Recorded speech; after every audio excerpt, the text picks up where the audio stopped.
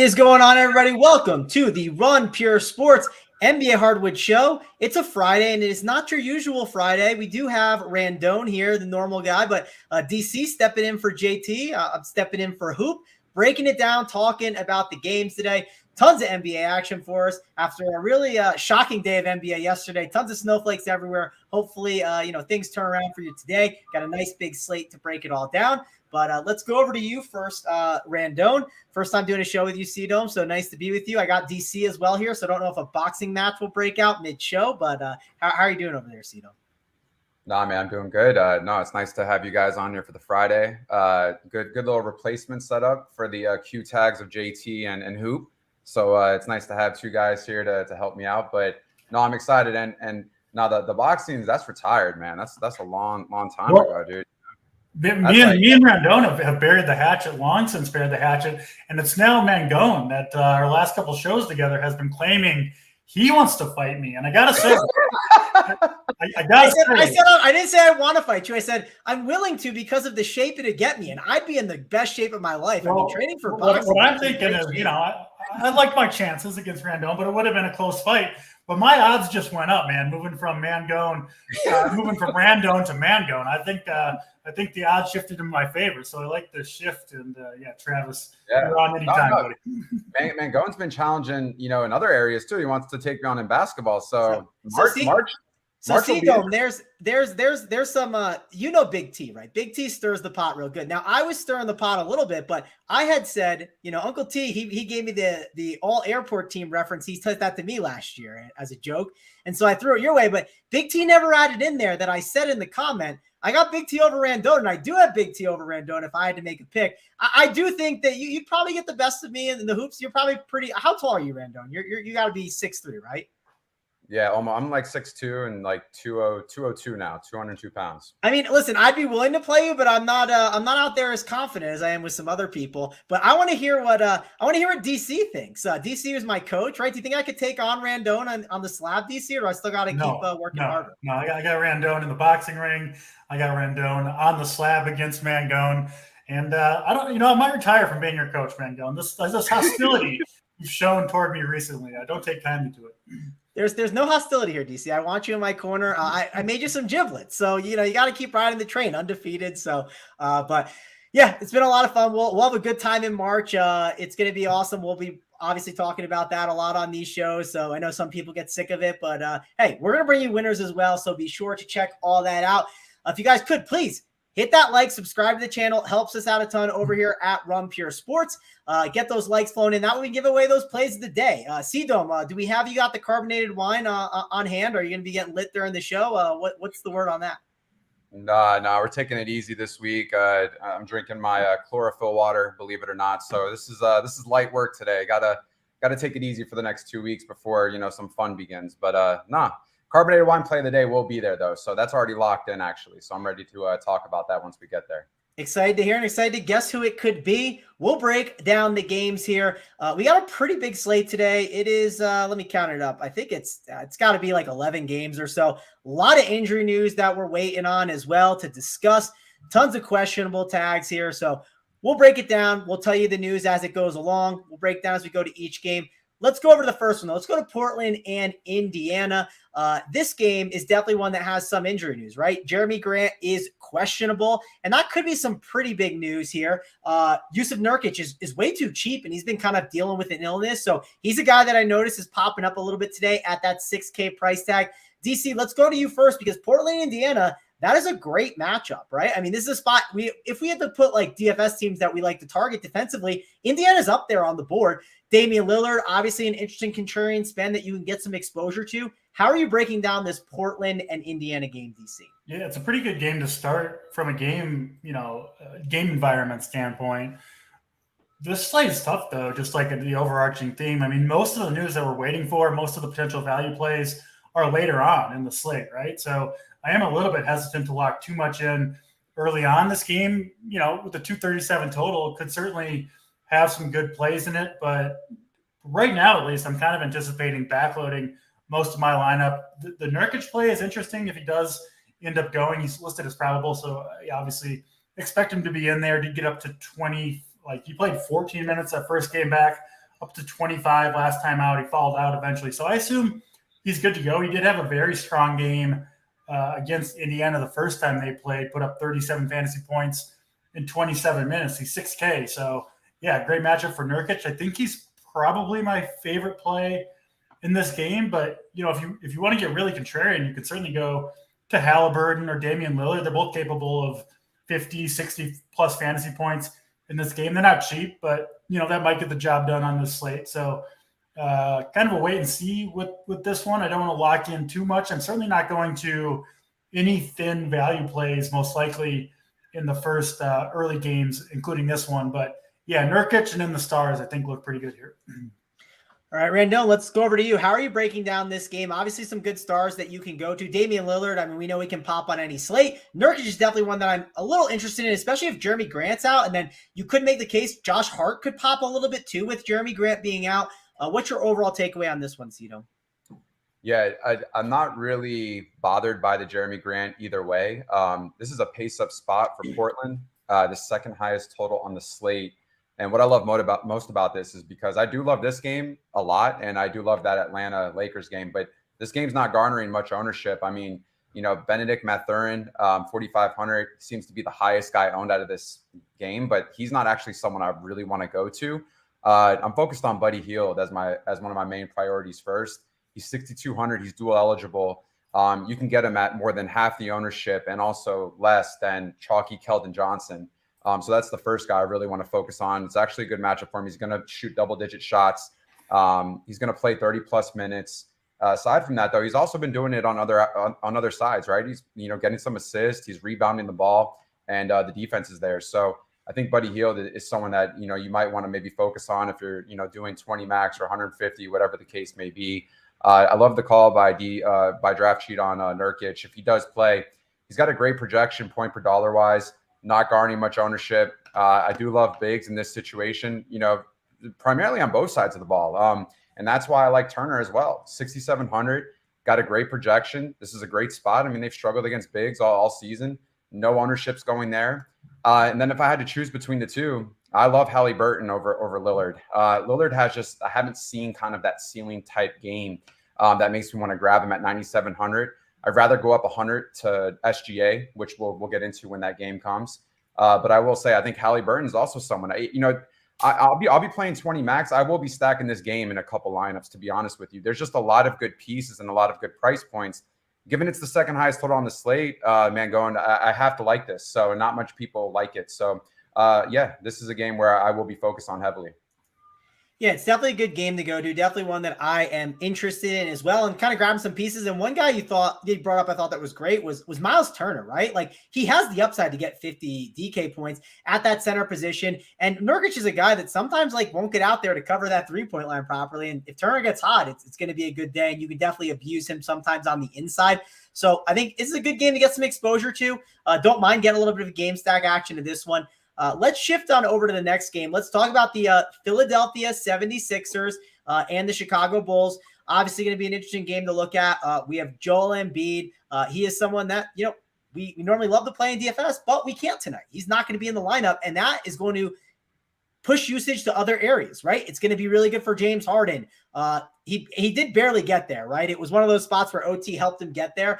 We have Tyrese Maxey. You got Harris, Melton. Curious to see who the starter is going to be against someone like Vucevic, because we saw Montrezl Harrell had a big game the other day. We could see Paul Reed randomly start, and if he does, it'll be Paul Reed chalk night.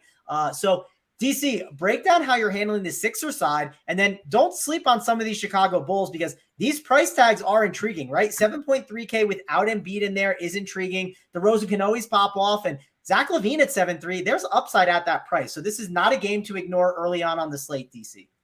Yeah, you take Embiid out of the lineup for Philadelphia, it does a lot, right? Obviously, it increases the usage of guys like James Harden, but I will say the return of Tyrese Maxey almost, to me, cancels out the fact that Embiid is out of there a little bit, right? Because he's going to take some of the ball handling duties away, some of the playmaking. Obviously, a relatively high usage player is Maxey. You've got Milton, Harris, all there too. So it's not like, the pure James Harden show that we've seen on occasion throughout the years. I still think he's obviously a fine play, but not a must play for me at 10.1K. Probably not going to any of those other Philly guards, Melton, Maxey. They're just priced up a little bit, and playing alongside Harden, I'm just not sure the huge upside is there.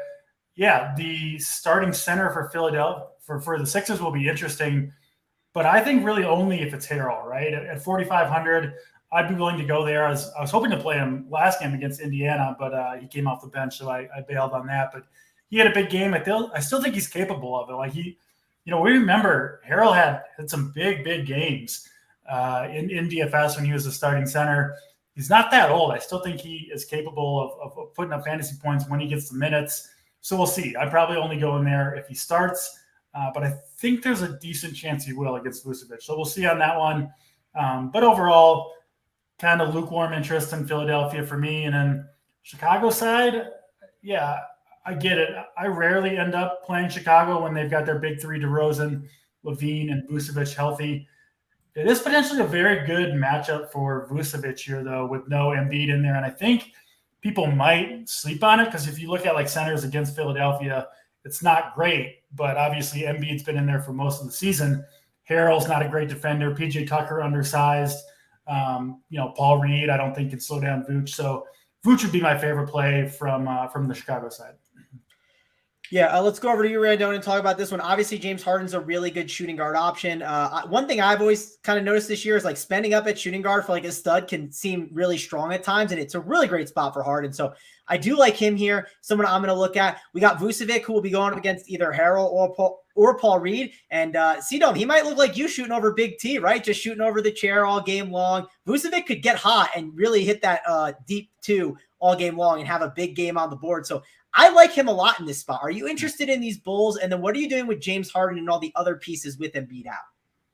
Yeah, if I'm not mistaken, I think Vucevic's best fantasy game this year, second best fantasy, came against Philadelphia earlier this year. I don't know if Embiid played in that game or not, but I mean, regardless, with Embiid off, it makes it easier for Vucevic to reach that ceiling type game tonight. And I think that's why about 15% of the field, is looking towards him. It's a great price point, given the fact that he's projected for about 40.5 fantasy points. So yeah, I'm on board with you guys when it comes to Vooch.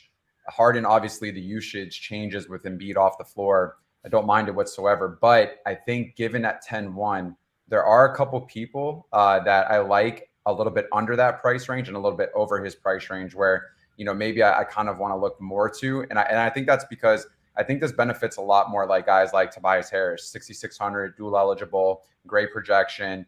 He's going to play his 30 plus minutes. He's going to have a significant role in the offense. And the same thing for D'Anthony Melton too. Not the best of games last game for D'Anthony, but he's 6K, he's dual eligible. And when I look at the two, I'd rather go D'Anthony Melton over Tyrese Maxey. Tyrese Maxey's just not getting the projection that I want for a 7K price point. Why not, just go up and just pay an extra 300 for Zach LaVine, who's projected for more and also is seeing less ownership. So this game has some good pieces, at least as outliers, or I don't know technically if I would game stack this, but I will say that, I do like Tobias. I do like D'Anthony Melton. And then when we talk about the two, with this Montrezl Harrell and Paul Reed situation, I'm staying away from Paul Reed regardless. I don't think, the coach likes him at this point, especially with what we saw last game.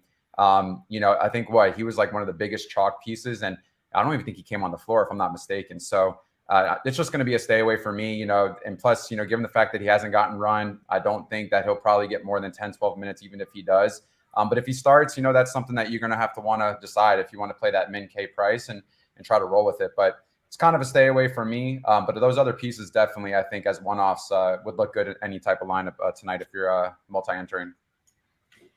Yeah, I agree with you on that. Also, you are right, CDome. I pulled up the game. 55.5 DK points from Vucevic, and everyone was in, right? Even on the Bulls side. So it's definitely upside out the price at 7.3K. I think he's going to be a really good option that you should be considering here on this slate. Obviously, the starting lineup can matter, and this is an early game, and these are the first two games that lock. And they're definitely good plays that you want to really consider here in this spot.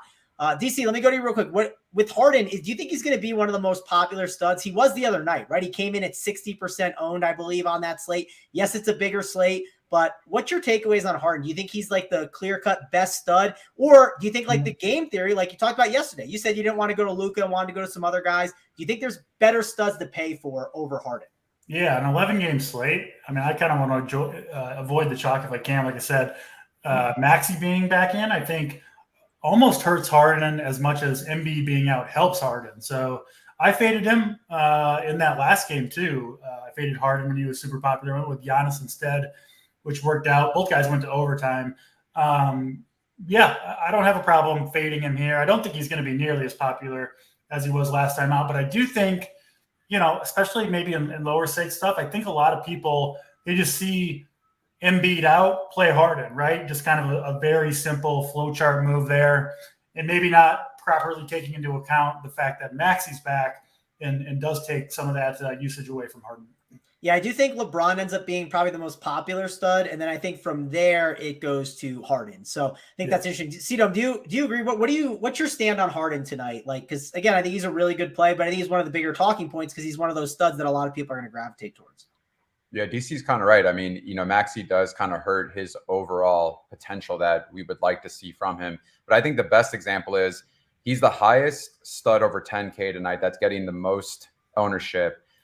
Or you could just pivot to an SGA that's a couple $100 cheaper, basically the same projection, probably in a better matchup actually, and get him be 5% owned. So like that's the leverage that you want to see in a GBP type format for me. So I'm kind of with DC. Like I'll be under the field. I don't know if I'll have much exposure, if any, to Harden. I just think I'd rather go in other areas because Maxey does play a point also, but this is a pace down spot for Chicago. Like, I don't know what the pace will be like for this game. In these types of scenarios, I'd rather go to like a Tobias Harris, who's much cheaper. That's just still going to have a good role in the offense. And that's just kind of my stance on the situation. All right, we can move on to the next game. But before we do, we got some stuff in the chat. Matty Ice says, look at that CDome with the new angle, showing off the bicep. And what's the basketball in the background, CDome? What's that you got flashing there? That's a 2021 NBA Finals Milwaukee Bucks autograph. Oh man, I got Chris Middleton and Giannis on the ball, and then I got Klay Thompson and Steph on their finals. I got Kyrie and LeBron on their finals. Every year, I get a ball from the finals with the top two guys from the team on the ball that actually signed the ball. That's pretty sick. I mean, hashtag how rich over there, always getting the balls. He's putting your swag behind you there and then going to shame. I don't have anything going on behind me, so I guess I'm last place over here. Yeah, I mean, I can hang up Paul Pierce or Brett Favre. I got the other one. I got to make my setup a little bit better for sure. But got some good stuff in the chat. Keep firing away in there, guys. We got Drew saying that Tobias Harris is a flow chart play of the day. So if you don't know, we got the flow chart up on Run Pure Sports where you can check out all those plays that basically are in like good matchup spots that you could check out. So be sure to look at that. It's definitely a really good tool that we have over here at Run Pure Sports.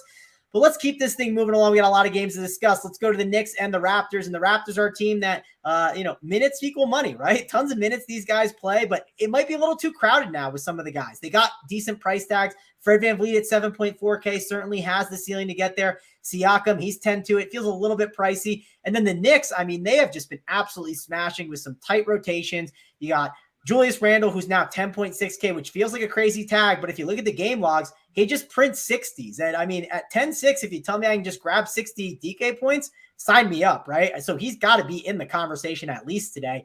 Jalen Brunson's at 7.9. We know his usage is good. Emmanuel Quickly at 6.3. He's willing to chuck the ball up a ton and I think has some upside. DC, let's go over to you first because this is a game where the minutes are very condensed, and that's something we like to look at here in fantasy.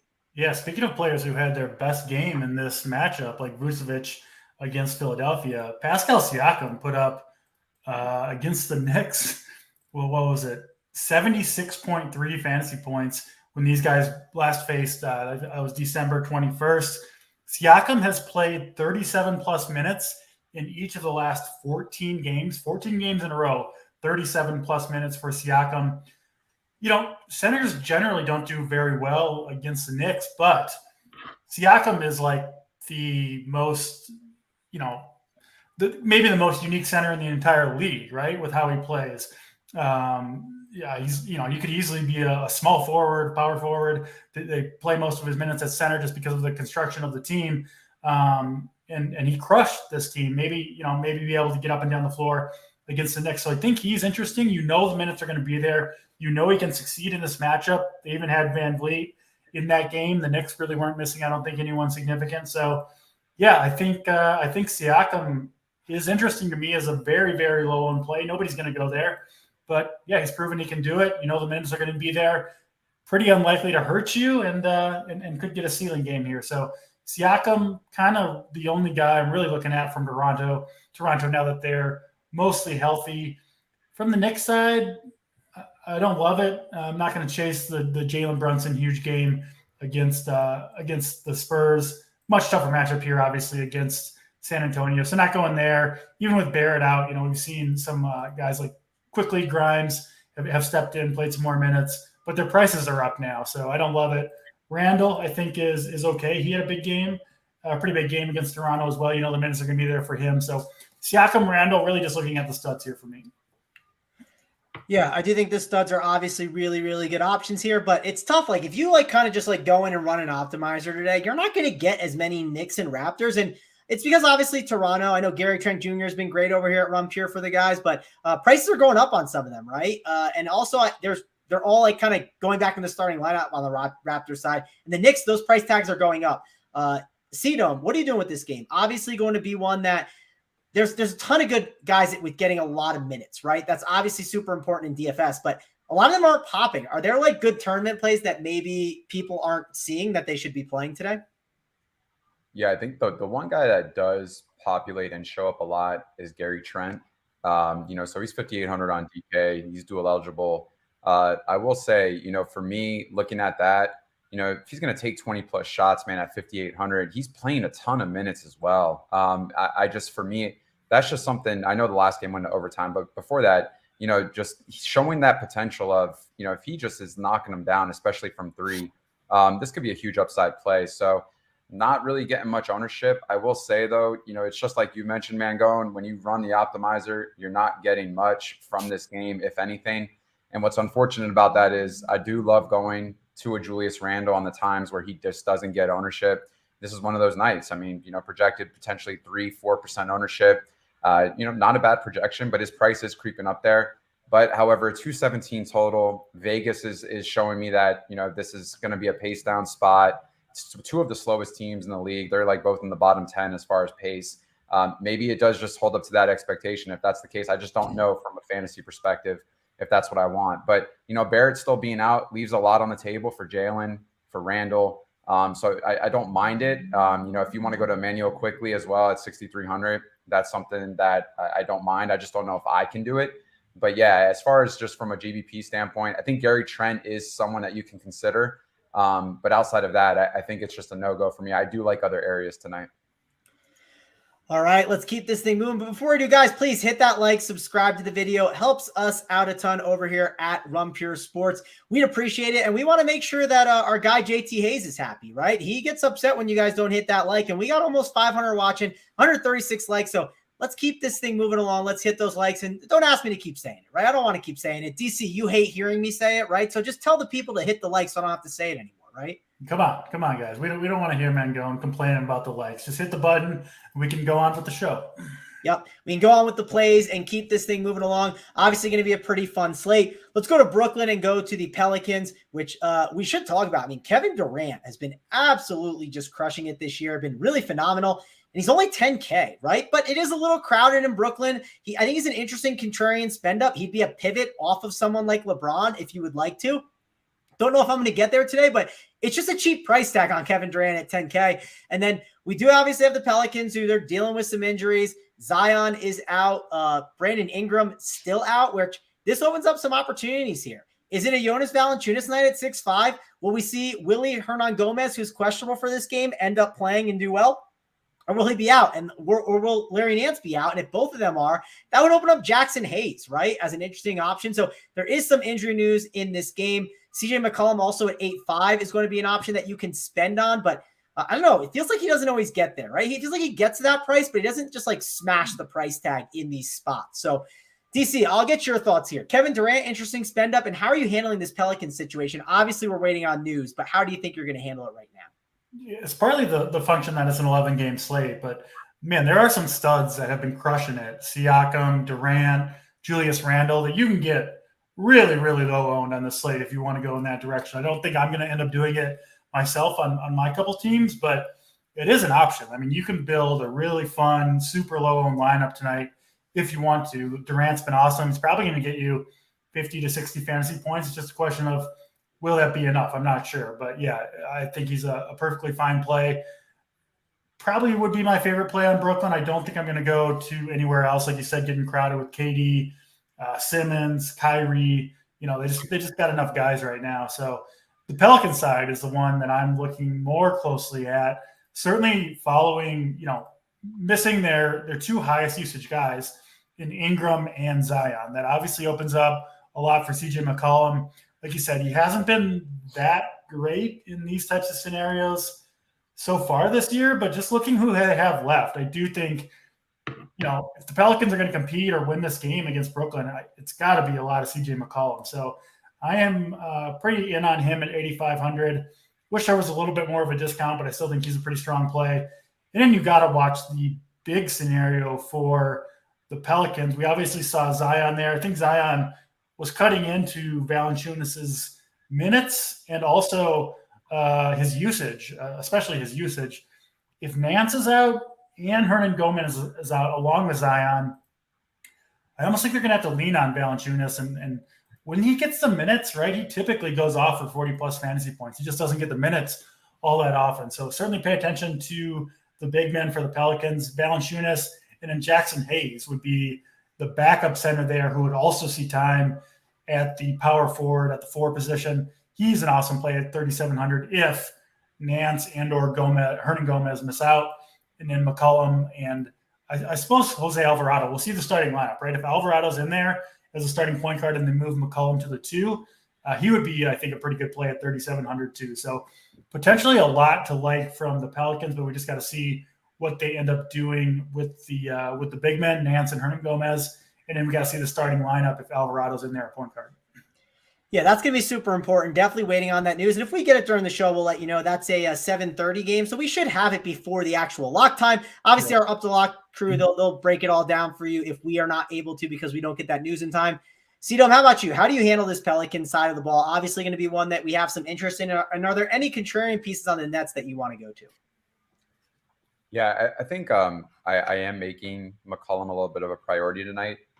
It's I know it's 8,500. We probably would like to see him at like 78. It would probably be more ideal, but just so much usage with him. He's going to take a ton of shots. I mean, he's going to be the primary ball handler. Not much ownership's going to him right now. I do like this spot for him, and if they can keep it competitive, it just makes it even more worthwhile. So, for me, for a guy like this with no Zion, with no Ingram, CJ's the guy. And I mean, if he's making those shots and he's distributing and facilitating the rock, then I'm on board. The Valanciunas thing, he does have a great projection. I just will say though, there's just so many centers in this price point, man, that I really like. I think I would run a pivot to Gobert. If Gobert's playing at 6,400, better projection, also a better situation. But I mean, at the end of the day, these are both, kind of contrarian plays when you look at it. And you could even go to Nick Claxton actually, because 5,900, they don't do too well against bigs with New Orleans. So we've seen Claxton have the upside, especially over the last few games where he can get to that 40-point mark. And I mean, if that's the case, at 5,900, that could be on a potential winning lineup. So I don't mind that either. But I will say, these ancillary pieces for New Orleans, and especially if they do become chalk, it's probably something I might want to shy away from. None of them are getting even, good projections as it is right now. Najee Marshall's getting a lot of ownership as far as, from what it looks like early on. But I just don't know if this is where I want to go.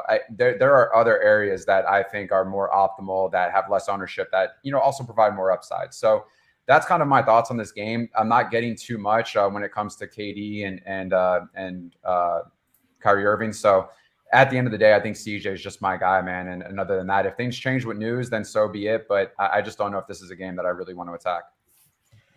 All right, let's keep this thing moving. We obviously have some good games coming up here to discuss. The next one we're going to break down, though, it's the OKC Thunder and it's the Washington Wizards. Not an exciting game, but listen, Bradley Beal is out. And with Bradley Beal out, we understand Porzingis and Kuzma can definitely get some pretty good bumps here. And they're going up against OKC. We know OKC, they struggle against big men. DC, how do you feel about spending 9.6K, I believe the price tag is on Porzingis, 9.6 in this economy. Are you interested in some Porzingis against the Thunder? I mean, And are you considering any other OKC options after they smashed the Boston Celtics the other day? you got to throw in, I think Porzingis and Kuzma kind of in the bucket of guys who are in pretty good spots who could absolutely smash, but are going to be super low owned, right? I don't think many people are going to go to Porzingis or Kuzma here. I mean, is this like a career high price tag for Porzingis? He has had an awesome season.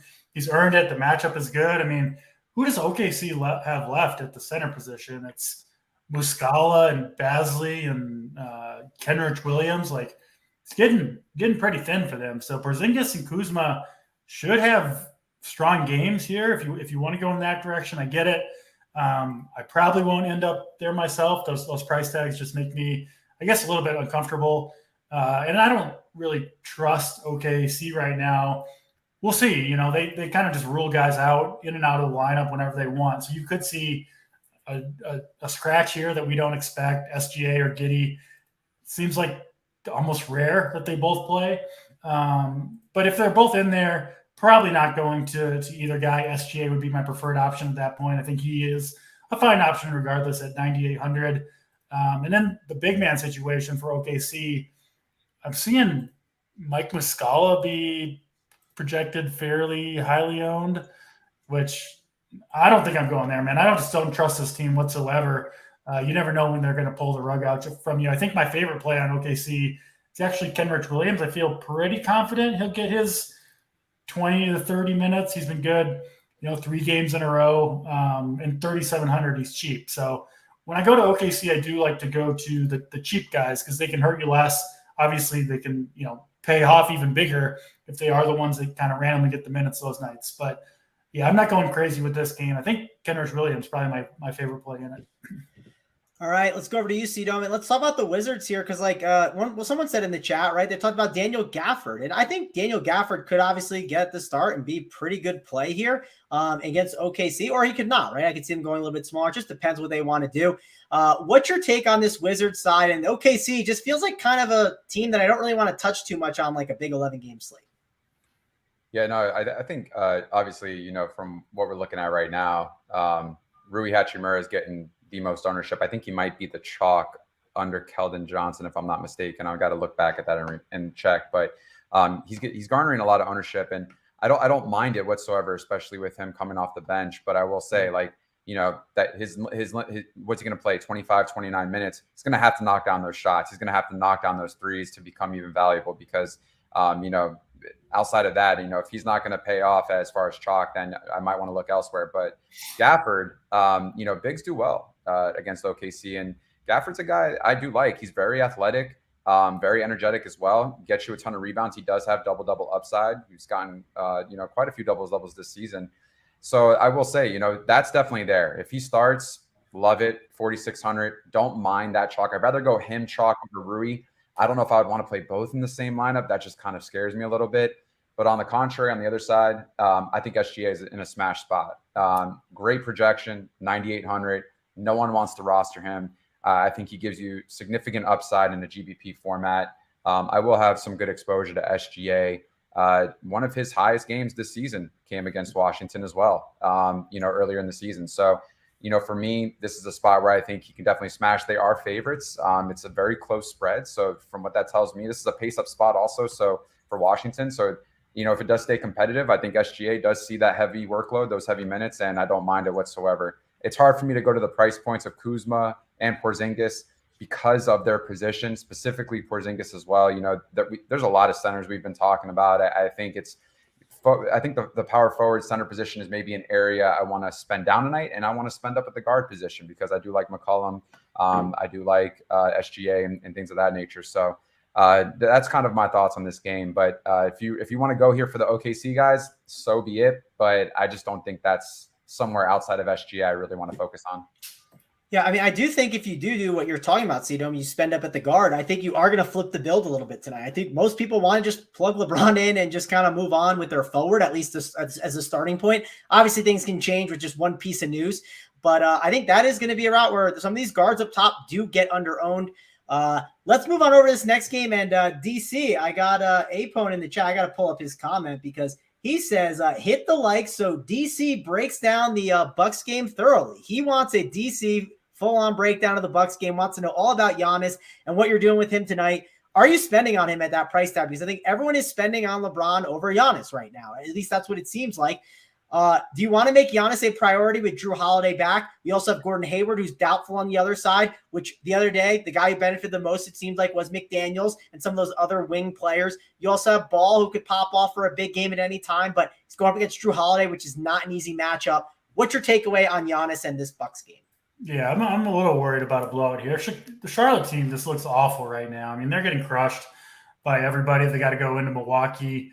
I don't love it for the Charlotte side. So I'm not going, I don't think, to any Hornets, despite missing probably Hayward and who's the other guy that's out?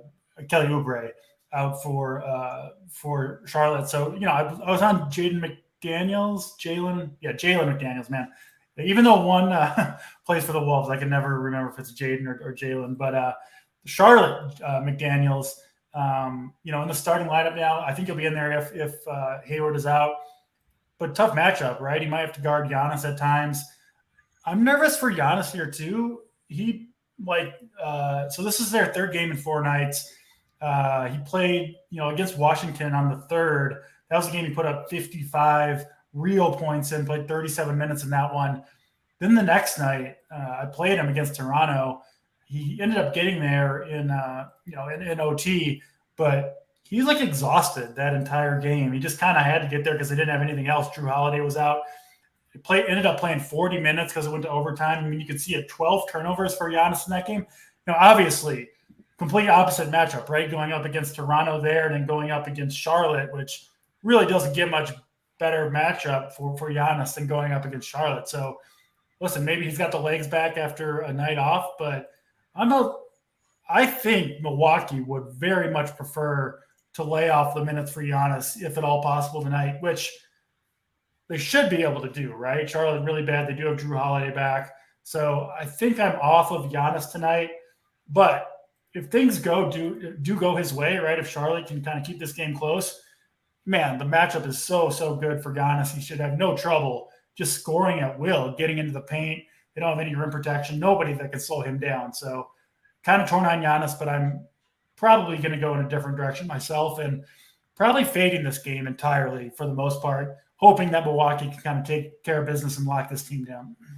Yeah, I mean, Giannis obviously can get there, and it's a great matchup for him. But you could also see, kind of DC saying, you could see him, he's off the minutes. If Bobby Portis is rolling against the matchup that he could absolutely just eat in, you could see Budenholzer just let him go, right, DC? I think Giannis has just a huge discrepancy between his floor and his ceiling. I do think he's got the highest ceiling of anybody on the slate because the matchup couldn't be any better. And if they need him, I mean, he could just go absolutely crazy. And you never know how a guy's going to feel, right? Maybe he's rebounded after having the day off yesterday.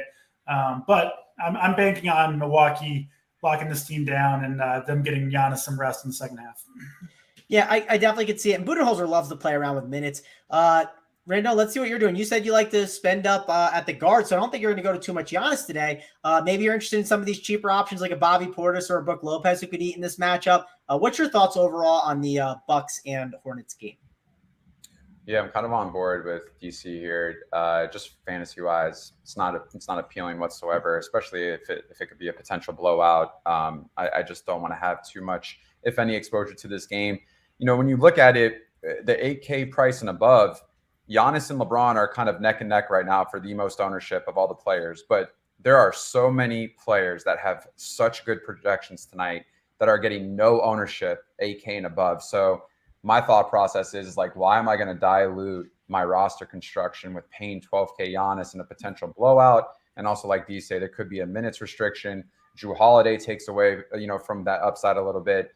So for me, I just don't see it being worth it tonight. I think I want to go elsewhere. I want to have a little bit more balance. And I also want to get a little bit more of that exposure between the 8 and 10K range, if I'm being quite honest. So I don't mind the Brook Lopez call if you want to go that route, 6K.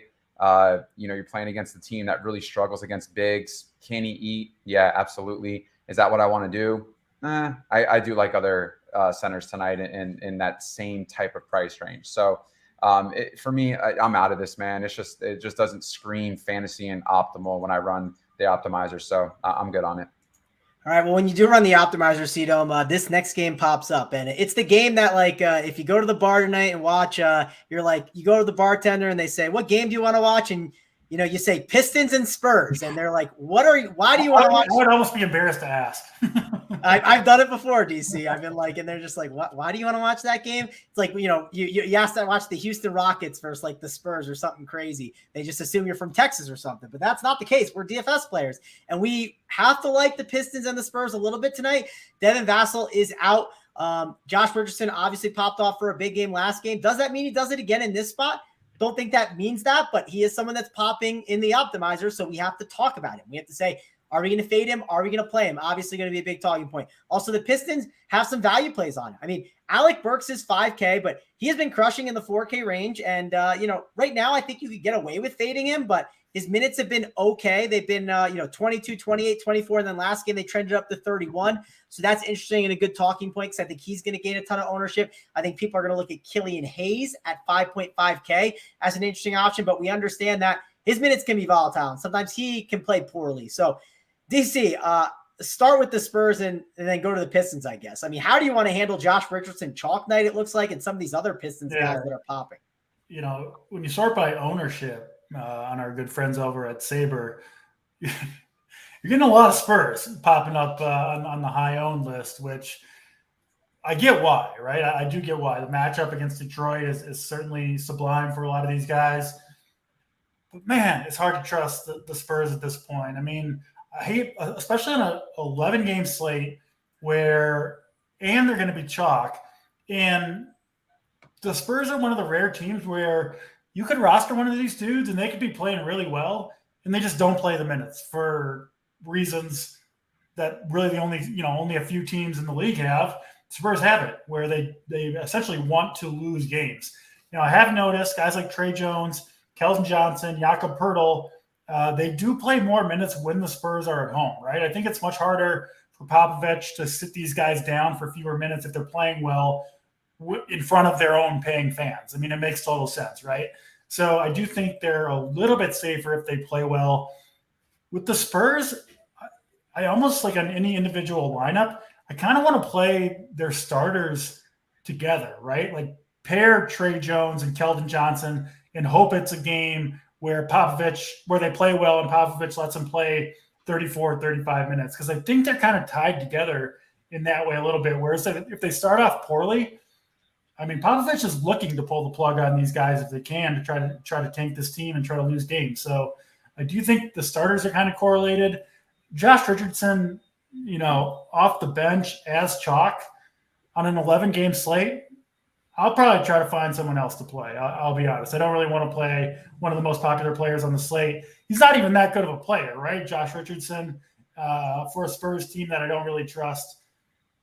Maybe he goes off for 25 or 30 fantasy points. Even that I don't think will absolutely kill you on an 11-game slate. So I'll probably look elsewhere. I'm looking to maybe pair Trey Jones and Keldon Johnson on a team. Maybe run it back with Jalen Duren, who obviously has Bagley out. He's played some bigger minutes recently, but I'm more nervous about this game, I think, than most people are. I think the Spurs are going to play 10 or 11 guys, and, I'm not sure it'll be the guys I try to roster. So I'm a little bit gun shy here. I do like the Jalen Duren call. He's definitely one that I forgot to mention. I think he's a really good one. The price has dipped down, right, to 4.9, and it was kind of trending up. And now that Bagley's out, it's obviously going to be beneficial to him. So I think he's a really good option. This isn't a game to completely ignore, but I'm also not loading the boat on it, right? I'm thinking about how I'm rostering these guys. That's some of the stuff I talk about. My single entry 3-max stuff is think about how you roster them, right? I mean, it's important. If you make a fade at Josh Richardson, and he ends up being 60% owned on this slate. That's already in a big way you're being different already. So he's not going to be that owned, is he? Yeah, he won't be 60 probably, but he'll be owned, DC. He's going to be up. No, I know. That's what I think he'll be one of the highest owned. But yeah, the slate's big enough where nobody's going to get that high. Yeah, it depends what news, like if a big piece of news falls, obviously. But CDome, let's go over to you because Pistons and Spurs is definitely not not a game that I expected, when I pulled up the slate last night to be like, yeah, I'm going to get some exposure to, but I think I got to get some. And if you fade it completely, let's say you go into SaberSim and you X out this game, it's going to be a way that you're instantly different. What's your thoughts on the Pistons and Spurs, CDome? How do you want to attack it? Yeah, it's tough, man, because there's 10 people in this game that are getting at least minimum 10% projected ownership. And that's tough, because it seems like there could be a lot of lineups that could be the same if they kind of construct it, kind of how, a lot of other people are thinking. So for me, when I look at it, it's tough. Like if I land on Keldon Johnson, okay, like I'm okay with that. If I have 6,900 left and it fits in like that forward spot, I'm okay with it. I do like JTHayes. I do like him a lot in this spot, 5,500. Trey Jones, I don't mind as well, but they're both guards, and I kind of really want to focus on the guard position for maybe my spend ups tonight. So I'm trying to navigate and figure out, like in a 20 max format, how can I get the proper exposure from this game so that way I'm just not leaving myself too thin if this does exceed expectations. So I think, Josh Richardson off the bench, like DC said, for 3,800. I think there's a play where you can maybe get the forward spot and pivot down a little bit due to some guys that are out tonight in the Lakers game, like Reeves, Walker, and even Troy Brown now. So I think Gabriel sees, a lot more minutes tonight in this matchup, and he's 3,300, and you can put him in the forward spot. And I think he could exceed that Josh Richardson projection. So just something to take into consideration. I'm always trying to figure out where can I pivot and find some sneak things. And that's the highest total on the game tonight. So on the slate tonight. So just one thing to keep in mind, if you're looking for maybe who can I get at the same or lower price point, that's just kind of my thought process. But all these guys, they're getting a lot of ownership. The guys that I do like the most, though, are probably Hayes, Burks, Trey Jones, but they all play the guard position. So it's kind of tough. So I got to figure out how I want to pick and choose my spots. And then it's also scary because Pop, you don't know kind of what he wants to do, who else can come in. And so for me, that's another underlying factor. And, for me, it's also the Spurs. Like, it's gross to think that so many people want to roster this. And so if this game becomes a dud and, it's just not exactly what people envisioned, then you already have kind of an edge against the field. So not too much else to speak about this game. It's something that I'm keeping an eye on. I'm trying to figure out, can I fit some pieces? But like I said before, I don't want to leave myself too thin. Yeah, I agree with you on that. I want to just figure out how to mix and match them through. And I think one reason Richardson's popping too is he's guard and forward eligibility, right? So there's a lot of different spots you can put him in. Point guard, small forward, guard, and utility. A lot of ways he can kind of pile in lineups and projections like him. So you just got to make a decision on how you're handling him and some of these other options here on the Spurs and the Pistons. Let's keep this thing moving. But DC, we got to figure out the likes to give away those plays of the day. I'm hosting the show. I got the graphics ready to go. Everyone wants to see the carbonated wine, the mom's basement play of the day. What's the number we got to get to, DC? We got like 559 watching, 213 likes. What should we set it at? Let's go with 325. 325 likes. Come on. It should already be at 300. Come on. Like, it shouldn't be that hard, right?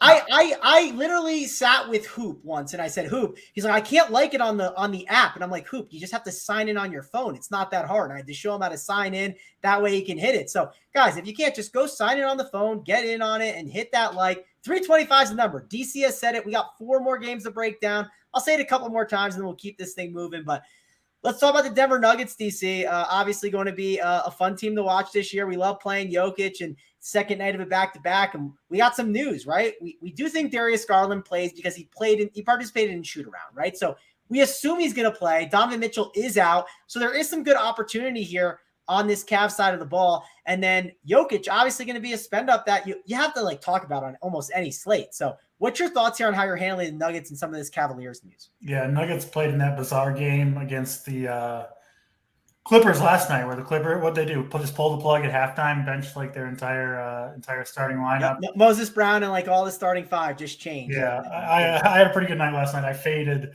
that game entirely. So I was pleased with the outcome myself. But yeah, so second night of a back-to-back, but it doesn't really matter for the Nuggets, right? I think they would have maybe sat even Jamal Murray in this game if he had to play big minutes last night, but only 21 minutes for him. What did Joker have to play?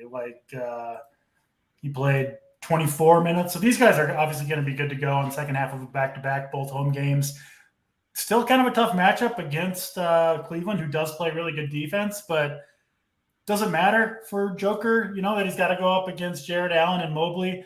I'm not sure it does. He's just such a unique player. So I think he's interesting. I think he'll go under the radar just because of the kind of the perceived tough matchup against the Cavaliers, which I get. But I mean, Jokic, I'm seeing him 2.5%, 2 to 3% ownership for him. I mean, yeah, I'll absolutely take a shot there for a guy who could easily be the top overall scorer on the slate. And you've got a pretty good run back in Garland. It does seem like the Cavaliers had a plan here, right? I think they kind of knew Garland was going to be back for this game. So they kind of, Mitchell's not hurt. They're just giving him a night off, which the fact that they announced it so early makes me think they knew that Garland was going to be able to come back and kind of go into that role as the lead guard here. So it'll be really low owned, but I kind of like that Joker Garland mini stack in this one. Hope that you get a high scoring game and both those guys could go off. Makes me a little nervous with Garland coming off, missing 3 games with a thumb injury, but I don't think he'd be out there if he wasn't able to go. So I do like that a little bit. If Garland does happen to sit, you would really want to have a spot for Karis LeVert available in your lineup. I do think Garland's going to play, but who knows? Maybe the thumb hurts leading up to the game, or you just never know, right? I mean, he's missed 3 games in a row. He's still questionable. And if he's out, LeVert and I think even Raul Neto at that point would become pretty interesting plays. So this game, you don't need anything here, but there could potentially be some very good plays. Obviously, we've got, the Atlanta Lakers game coming up. CeDome mentioned it earlier. I think that's the best game on the slate. But you can put guys from this game into your lineup, or even the Lakers Atlanta game, and then pivot here, right? And if Garland does end up sitting along with Mitchell, then I think you're going to want some exposure to this Cleveland backcourt. So an interesting game. I like Garland if he plays. If he's out, I like the other Cavaliers guards even better than I would like Garland in this one. Yep. Obviously, there's some big pieces of news that could fall, but I'm not expecting them to fall in that way. Me neither. You never know. Yep. We expected Paul George to sit yesterday, right? If you told us to put bet on it, I probably would have bet that Paul George is out, and then he wasn't. So we just don't know. But I'm not planning for the backload, but we might have some flexibility with this Lakers stuff. CeDome, how are you handling this situation? Obviously, Garland 8K is a pretty good price tag. Jared Allen, they're going to need his size out there for Jokic, you would assume, and he can always obviously pop off for a big game, and Jokic can easily be the highest scoring player of the night. So what are you doing with the pieces in this one? Yeah, Allen and Mobley go into that nice price point here, good projection point per dollar basis. And it's really kind of the only 2 guys that seem to be getting any love in this game.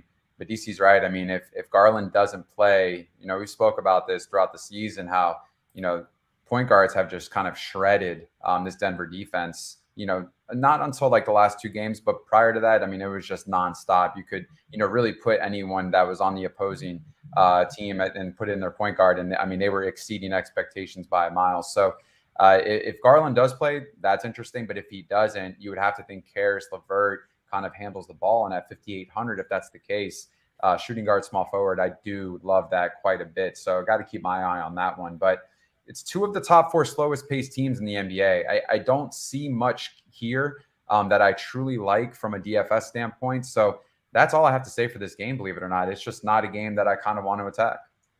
Yeah, it feels like a game. If you do attack anything, it's kind of more the guys up top, and it's like grabbing a piece or 2 and not going too overweight on it for sure. Let's keep this thing moving along. Let's go over to the Clippers and Minnesota, which the Clippers do have some news that could fall and obviously could be interesting, and it could be a disaster too, because we know how Ty Lue is.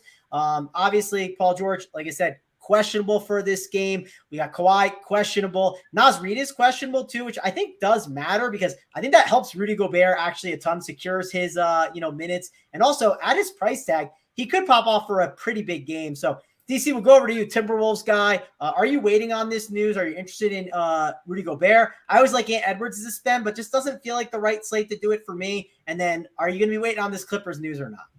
Yeah, I don't think I'll have anyone in this game in my initial starting lineup. But like I said, I am planning to backload most of my players today. And, if news breaks in this game, which it certainly could, Rudy Gobert down to 6,400. That's as low as we've seen him, really. And if Naz Reid does sit, they're obviously missing Towns still. Gobert could crush by 35 minutes in the last game, put up 44 fantasy points against the Blazers. He's certainly capable of it. Probably not someone that's going to be in my initial lineup. There's a lot of good centers in that kind of 6K range, but you can definitely pivot to guys in this game if the news doesn't go your way. Edwards kind of taking over for Minnesota right now. I think he's a totally fine play in that low 9K range. And the plan was to sit Kawhi on the second half of a back-to-back here. Now, it looks like that could change because they only played 18 minutes last night. But, who knows? Potentially Kawhi and Paul George could both sit, in which case, I think Norman Powell, John Wall, Reggie Jackson would be the three guys that you might look at. But, yeah, I don't love playing the Clippers and not planning to play a ton of them tonight, but they could potentially have some pretty decent value here. So I guess not a game to completely ignore, but not a game that I think you need to focus on tonight. Yeah, I agree with you. It could definitely be one of those nights where you start loading up on this game if you have the room and you don't realize it, right? CDome, let's go over to you. Rudy Gobert is definitely someone I'm thinking about if Naz Reid is out. I think that's going to be a guy that I have some interest in. And then Clippers side, I'm not super excited about these guys, but obviously if some of them are out, it's going to, you're going to have to consider them as values, and they could be really interesting pivots off some of these Spurs and Pistons options. So what are you doing here with Minnesota and Los Angeles? Yeah, I think everyone has kind of a hangover from last night because there's no one that's looking like they want to roster any of these Clippers at this given time. And if something changes, I wonder how much will it actually change. But the Clipper side, I have no interest whatsoever. But Gobert, absolutely. 6,400, especially if Naz Reid doesn't play.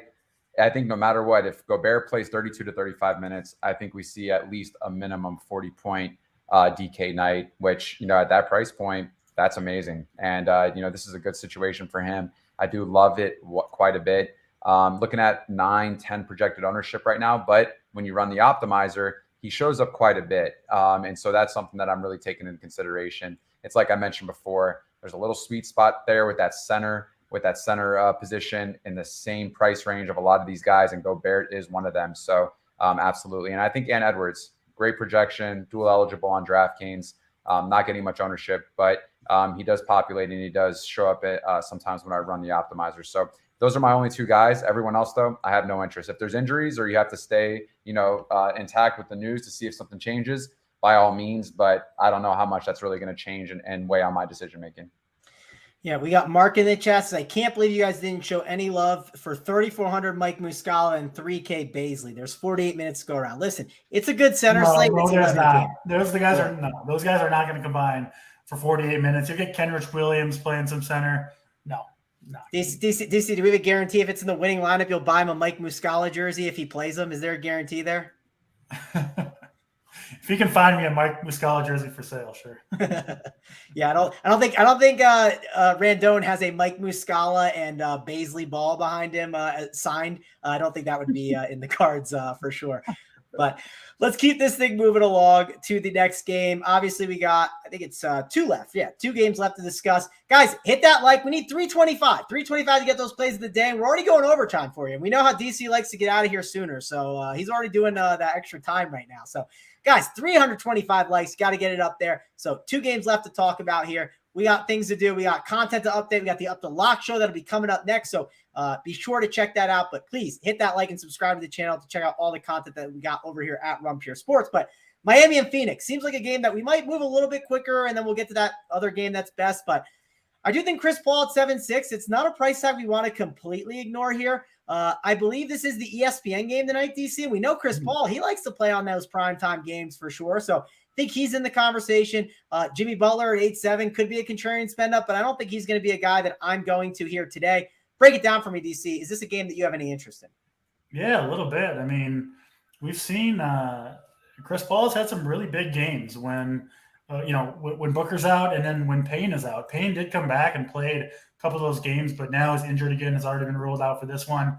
And the Suns have been struggling without Devin Booker, but they need wins. They're just one game over 500 right now. And, almost by necessity, Chris Paul has to be out there for big minutes. The matchup's not perfect against Miami, but it's not, I don't think it's something that you absolutely have to avoid. What's the line in this one? Yeah, Phoenix 1.5 point favors. It is a very low total, I guess, at 213. But it's not like Chris Paul is a guy that's getting up and down the court, right, out in transition or anything like that. He's a half court type player. So I do think he can potentially do his thing here and kind of live in that mid range against Miami. So I do like him at 7,600. I'm seeing him 4 to 5% ownership. Yeah, I'll take a Chris Paul here. Played 40 minutes in that last game, so we know he's feeling pretty good, at least health-wise. Maybe the ceiling isn't quite there for him, but I think he can get you 50 on a good night. So I do like Chris Paul. I don't see a lot else that I really want to play on Phoenix. Maybe DeAndre Ayton, but I'm a little bit more worried about the matchup for him than I am for CP3. But you could play those guys together, right? I do think they're a little bit correlated running that pick and roll. Paul obviously assists a lot of his buckets, so maybe you could go in that direction. Miami, unless they rule somebody out, Butler or Hero or Lowry, which I don't think they're going to do, they're all not questionable or anything like that, and it is an ESPN game, like you said. So I do think they'll be in there. So, yeah, CP3, definitely my main interest in this one. Yep, CP3 is one guy I'm looking at too. CDome, are you interested in CP3 or any of these Heat or Suns options? We got Chris in the chat says Bridges is a lock. He said Miles. He meant Mikal though. Mikal, I don't know if he's a lock. And if we're saying Mikal Bridges is a lock on a slate, especially against the Heat, this is not the best slate for some of these options that you guys are looking at. And I do think it's a tough one. It's not an easy slate. We got Spurs and we got Pistons being pounded in lineup. So is this a spot we can get different with CDome, or are we waiting on this Lakers game and then figuring things out in the next one? Yeah, that's an interesting take with the Mikal Bridges, only because he doesn't actually grade well with his projection, given his salary tonight. And if that were the case, I think a lot of people would probably be on him. Yes, he will have heavy minutes, but I just don't see him popping up in any optimal lineups when I run the generator, the optimizer. But Chris Paul grades out very well. Great projection tonight. And I think what we have to take into consideration is what point guard Dennis Schroeder just did against Miami the other night. They've lost 7 of their last 8. Phoenix, they're a disaster right now. Is this a moment where they need a win to really kind of just change the narrative and the direction of where their season is going? Possibly, but that's going to come at the hands of Chris Paul being kind of the engineering that type of win. So I don't mind it whatsoever. But other than that, Miami guys are just priced too high. Especially given the total here. Their projections don't match up on a point per dollar basis. I think for me, it's easy to stay away from the Miami side. And then, like I mentioned before, Chris Paul is not bad. And, if you want to go Bridges, okay. But we've talked about a lot of guys that are at that small forward position that are just a lot more appealing and have way, way better projection and upside. So I know people are going to run a roster Landry Shamet. He's going to play minutes. He's dual eligible. I get it. If it's a guy that you have to fit in last minute, don't mind it whatsoever. But that's pretty much it for me on this game. I will say Chris Paul in that last game against the Cavs, that was a game Campaign got injured in. He played 22 minutes in the second half of that game, 40 minutes overall. That game didn't go to overtime. That was a regulation game. They ran him out there for 40 minutes. Now he's had a night off, and they don't play again until Sunday. Just the fact that they were willing to play him 40 minutes, right? I wouldn't even really have expected that. If they did it once, they could do it again, and they just need him out there. I mean, his backup is Dwayne Washington Jr., right? He absolutely has to be out there to make the offense go. They just don't have an option.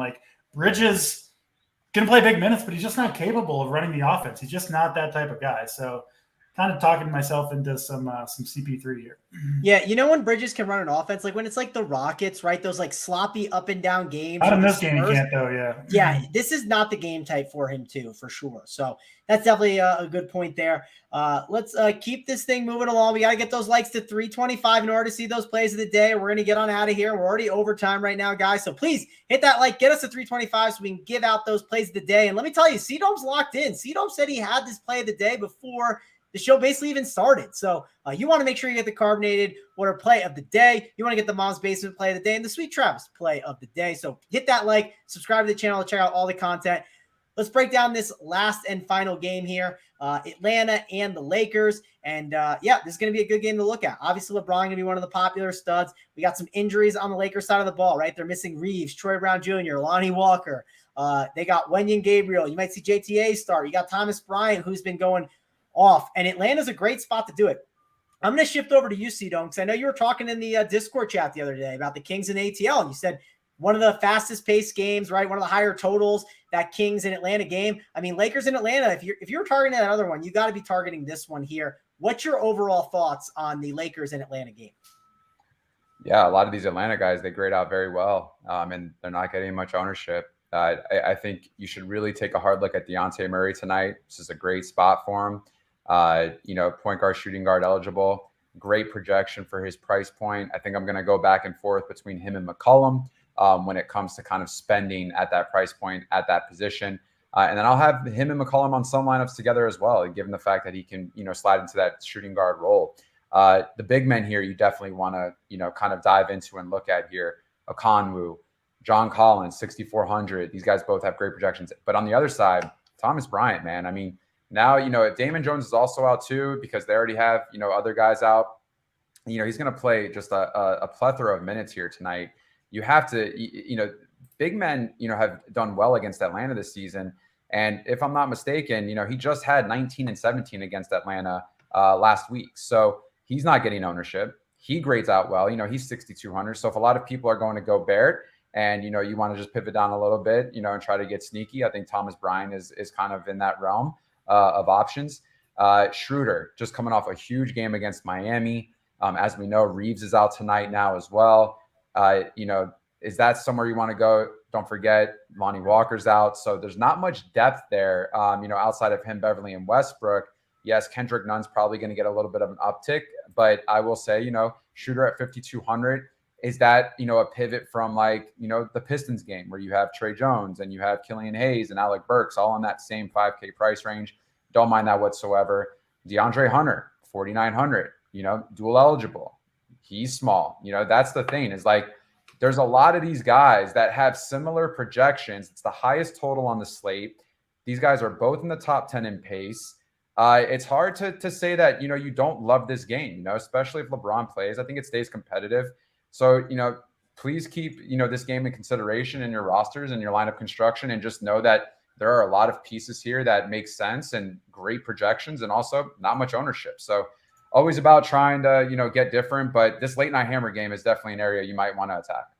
Yeah, and it's definitely not getting pushed in the projections as much as you might think. And if you backload, maybe you fall into other pieces of news. Maybe you just fall into this game, and that's perfectly fine. We got Bill in the chat says he's going with CDome's play of the day. The problem is you need 30 more likes. So push that thing home to be able to get us that. DC. Someone said Dennis Schroeder's the trap of the slate, but I mean, he's 4% projected ownership. So I don't know how that'd be a trap, but just to, that's just, something to take into consideration. He's not 30% owned or 40% owned. So I don't know. Is that the same guy that said Mike Muscala is gonna lead him to victory? No, I will say though, Wenyen Gabriel, I think, should also be considered, and also a pivot from Josh Richardson, forward center eligible, 3,300. Probably will see a little bit more minutes tonight as well, given the fact that, Troy Brown's not playing either. So I wonder how that construction will look tonight with the Lakers. And if Damian Jones is out, I mean, I think it's just Brian and Gabriel at that point. So Gabriel could probably see a good, 23, 25 point fantasy night. It's not out the realm of possibilities. The problem is I don't think they'll play Bryant and Gabriel together. So no. So, I mean, yeah, I think Bryant is clearly better than Gabriel. And unless Bryant falters, I don't think Gabriel will get enough minutes. I mean, this Lakers, the roster they have left, it's they've got the two centers, Bryant and Gabriel, right? We're going to split those 48 center minutes almost certainly. And then the whole rest of their roster is essentially point guards, right? LeBron, yes, he's listed small forward, power forward, but he is the point guard for this team when he's on the floor. And they've got Westbrook, Schroeder, Beverly, Kendrick Nunn is essentially the rest of their roster, along with Juan Toscano-Anderson, who doesn't really do anything. So you're going to see a lot of very small lineups for this team. I mean, you're going to see lineups where it's Westbrook, Schroeder, Beverly, LeBron, and then one of the centers out there. Kendrick Nunn, I think, is going to have to play some big minutes here. Just a bizarre kind of roster that's left for the Lakers, which obviously means the pace is probably going to be pushed in this game. You see that reflected in that 242 total. And it makes the Hawks interesting too, right? Because if the Lakers are going to run out 3-4 point guards at a time, that leaves more options for the Hawks to do the same and give ceiling minutes to both DeJounte Murray and Trae Young, who I think are fun plays. I prefer Murray with the price discount. He's the guy that I think is, kind of push the pace, get in passing lanes. I just kind of prefer him here. But yeah, John Collins, they're really down to two centers, right? They don't want to play Frank Kaminsky with Capella out. It's John Collins and Okongwu. We've seen a couple games where both those guys have played 40 minutes. But if something happens to Okongwu, and he is a very foul-prone player, given how small the Lakers are going to play, I think the Hawks will just move Collins over to the 5, right? So you got him starting at the 4, but potentially a lot of minutes at the 5. He's played 40 and 41 minutes in each of the last 2 games. Great matchup. Yeah, I love Collins here. You can just load up on this game. You can play your entire roster from this game if you want to. One other player from, maybe you grab Chris Paul or one of the players from Denver, Cleveland, or whatever it is, and then wait to see if any news breaks. I think that's a pretty good strategy on the slate. Yep, definitely agree with you on that. And the likes, they're at 320. So DC, I'm gonna have some faith that the people they'll get the 5 home here. Well, I don't want them signing off and they're sitting here screaming at me for it. So get it home for us. That way we can give out those plays of the day. So yeah, please hit that like for us. Let's keep this thing moving. We're going to go to the first play of the day, and we are going to go over to CDome because CDome said he had his play of the day locked in, ready to go at the start. CDome, let's go over to you for the carbonated wine play of the day.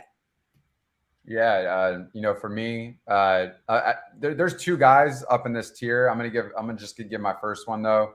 SGA 9,800 tonight in this situation. I will say I'm paying up at the guard position. There's a lot of upside here with SGA.